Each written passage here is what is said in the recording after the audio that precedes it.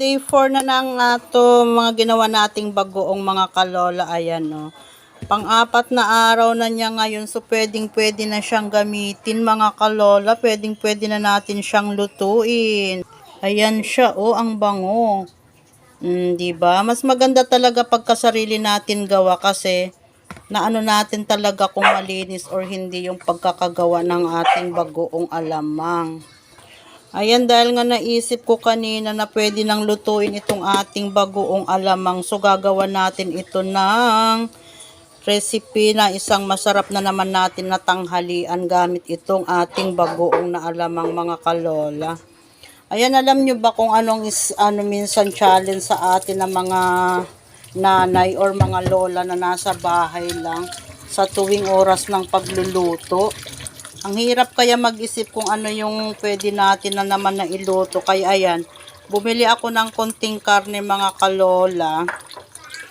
Ano to yung liempo para meron siyang konting taba-taba. Tapos, bumili ako ng sibuyas at kamatis. Ayan. Tapos, bumili ako ng konting gulay. Yung sitaw at saka kalabasa nga lang. Kasi mahal talaga yung ibang mga gulay, mga kalola. Nagtaas na naman ang talong. Sobrang mahal. Kaya ang lulutuin natin ngayon ay pakbet Tagalog. Pakbet Tagalog ang ano ko dyan, mga kalola, kasi ito ay ginigisa. Kasi kung ikumpara mo sa ibang pakbet Ilocano, gano'n na bagoong na isda ang ginagamit. Ngayon, ang gagamitin natin ngayon ay itong ating alamang na ginawa. Ako rin po ang gumawa nito, mga kalola. So, ayan.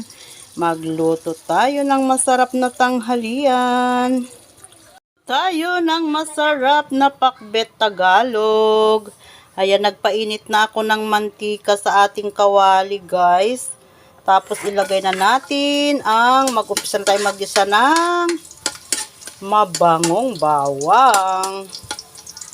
And then, ilagay na rin natin ang ating sibuyas. Gisa-gisa lang yan, mga kalola. Ilagay na rin ang ating kamatis. O, diba? Kahit mahal ang kamatis, nabibili pa rin dahil nga kailangan. Pampasarap din yan sa ating nilulutong ulam.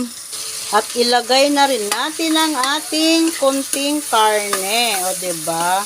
Igisa lang natin yan, mga kalola, hanggang sa magbago ang kulay ng ating karne. Gisa-gisa lang yan. At pag okay no yung ating karne, mga kalola, maglagay ako ng isang kutsara ng ating homemade na bagoong alamang. Ayan. Igasa ay dagdag natin ng konti, mga kalola. And then igasa lang natin yan hanggang sa maluto bago natin ilagay yung ating gulay. Igisa lang natin yan, mga kalola, hanggang sa maluto yung ating bagoong. Wow, napakabango na talaga niya, mga kalola. At yung natira natin bagoong ay binalik ko sa rep para tumagal yung kanyang buhay. Tumagal yung bagoong natin pag nandyan na sa rep, mga kalola. At pag medyo may budget tayo, masarap yan magluto tayo ng binagoongan na chicken o kaya pork. Ayan, ang bango. Nakakagana na talaga siyang kumain. Ngayon at luto na siya, mga kalola, ilagay na natin ang ating gulay. Ayan, ihalo-halo lang natin, mga kalola, para ma-absorb ng gulay yung ating lasa sa bagoong at saka yung kunting karne. Ayan, tapos mag-add lang ako ng konting water lang. Konting water lang, mga kalola, para pampalambot lang natin dun sa ating gulay. Ayan. Takpan lang muna natin hanggang lumambot siya. Ayan, mag-add lang ako ng konting bechin para pandagdag lang natin ng ating lasa. Hindi na ako nagdagdag ng asin, mga kalola, or anumang pampaalat kasi nga okay na yung lasa ng bagoong. Taman-tama na yung kanyang alat. Ayan, lutuin lang natin hanggang lumambot yung ating kalabasa at sitaw.